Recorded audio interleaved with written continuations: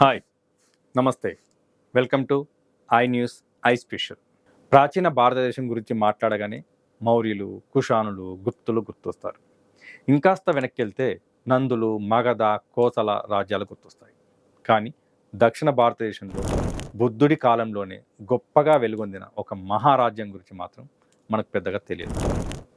ఈరోజు ఆ కథను చాలా గర్వంగా చెప్పుకుందాం. ఎందుకంటే అది ఎవరిదో కాదు, మనది, మన తెలంగాణది, మన తెలుగు వాళ్ళది. క్రీస్తుపూర్వం 6వ శతాబ్దం, అంటే ఇప్పుడు బిఫోర్ కామన్ ఎరా అంటున్నాం. బిఫోర్ కామన్ ఎరా 6వ శతాబ్దం అప్పటి భారతదేశంలో మొత్తం 16 మహాజనపదాలు ఉండేవి. అవి అంగ, మగధ, కాశీ, కోసల, వజ్జి, మల్ల, చేది, కురు, పాంచాల, మత్స్య, చూరసేన, అవంతి, గాంధార, కాంబోజ. ఇవన్నీ కూడా ఉత్తర భారతానికి చెందినవి. ఇందులో ఒకే ఒక్క మహాజనపదం మాత్రం దక్షిణ భారతదేశానికి చెందింది. అదే అస్మక. మహా అంటే గొప్పది, జనపదం అంటే పెద్ద సంఖ్యలో ప్రజలు నివసించే ప్రాంతం. సో మహాజనపదానికి రాజ్యం ఉండాలి, పాలన ఉండాలి, వ్యాపారం ఉండాలి, సైన్యము ఉండాలి. ఇవన్నీ ఉన్నప్పుడే దాన్ని మహాజనపదం అంటారు. అస్మక రాజ్యం ఈ అర్హతలన్నీ కలిగిన మహాజనపదం. ఇంకా ముఖ్యమైన విషయం ఏంటంటే బుద్ధుడు స్వయంగా అస్మక రాజ్యాన్ని తన శిష్యులకు ప్రస్తావించాడు. ఈ వివరాలు సుత్తపీఠికలోని అంగుత్తర నికాయలో స్పష్టంగా ఉన్నాయి. సో మన తెలంగాణ చరిత్రలో ఇప్పుడు ఒక కీలక మలుపు, కీలక ఆధారం లభించింది. ఇటీవల పురావస్తు శాఖ, archaeological survey of India, Mysore director doctor Muniratnam Reddy గారి ఆధ్వర్యంలో పెద్దపల్లి జిల్లా గుండారం ప్రాంతంలో పరిశోధనలు చేసింది. అక్కడ ఒక అద్భుతమైన శిలాశాసనం వెలుగులోకి వచ్చింది. ఆ శాసనం శాతవాహన కాలానికి చెందింది. ప్రాకృత భాషలో బ్రాహ్మీ లిపిలో చెక్కబడింది. ఇది దాదాపుగా కామన్ ఎరా 1వ శతాబ్దానికి చెందింది. సో ఈ శాసనం ఏం చెప్తుంది, శాసనంలో ఏముంది ఇప్పుడు చూద్దాం. This is locally called as Sitamal Luddi, Gattu Singaram village, Peddapalli district, Telangana. This is the where the inscription is showing now. This is the inscription reads like Siddham Harati Puta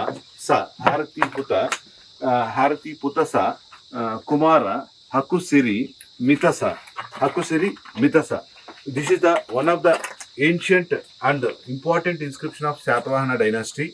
The Naganika and Satakarni first, the son is the Hakusri. So this Hakusri actually he ruled this region. It is one of the 16 Mahajanapada region, that is the Asmaka Rajyam. So this Telangana where we are standing, this all the Nizamabad, Karimnagar and some of the areas, it comes under the Asmaka Rajya, the capital city of Bodhan.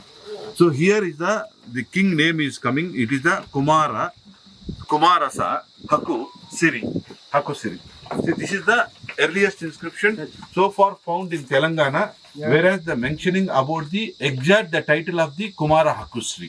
In earlier in Mukatraupeta, same Karimnagar district, we found Balikaya Hakusri, whereas this is the inscription is mentioning very clearly the Kumara Hakusri, who was governing this region of one of the 16 Mahajanapadas.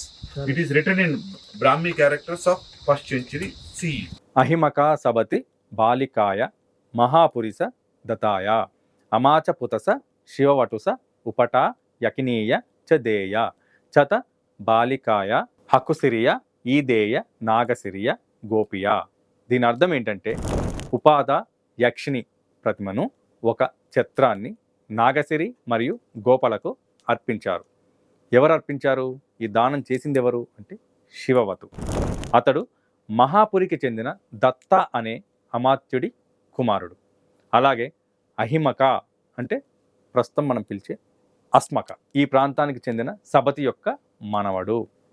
ఈ దానం బాలక హకుసిరి పరిపాలనా కాలంలో జరిగిందిగా ఈ శాసనం చెప్తుంది. ఇప్పుడు ఇదే కీలక ఆధారం. ఇంతకీ ఎవరి బాలక హకుసిరి, కుమార హకుసిరి? ఈయనే శాతవాహన వంశానికి చెందిన మొదటి శాతకర్ణి నాగనికల యొక్క కుమారుడు హకుసిరి. ఎందుకంటే మనకి ఈ నానగర్ శాసనంలో హకుసిరికి సంబంధించి హకుసిరి వాళ్ళ కుమారుడిగా చెప్పబడింది. సో లిపి శాస్త్రాల ఆధార ప్రకారం అక్కడి హకుసిరి, ఇక్కడి హకుసిరి ఒక్కరే. ఈరోజు తెలంగాణలోని నిజామాబాద్, కరీంనగర్, వారంగల్, హైదరాబాద్, మెదక్, అలాగే మహారాష్ట్రలోని నాందేడ్, ఇవన్నీ కూడా అప్పటి అస్మక రాజ్యంలో ఒక భాగం. దాని రాజధాని పౌదన్య అంటే నేటి బోధన్. అందుకే ఈరోజు మనం ధైర్యంగా చెప్తున్నాం, తెలంగాణ భారతదేశంలోని అత్యంత ప్రాచీన రాజకీయ వ్యవస్థల్లో ఒకటి. ఇది కేవలం వాదన కాదు, ఇది ఊహ కాదు, ఇది శాసన సాక్ష్యం. అందుకే అస్మక రాజ్యం కథ కేవలం చరిత్ర కాదు, ఇది తెలంగాణ రాజకీయ గుర్తింపు, తెలుగువారి ప్రాచీన చరిత్రకు తిరుగులేని ఆధారం. ఇది మనందరికీ గర్వకారణం. సో సబ్స్క్రైబ్ చేయండి, షేర్ చేయండి. Thank you.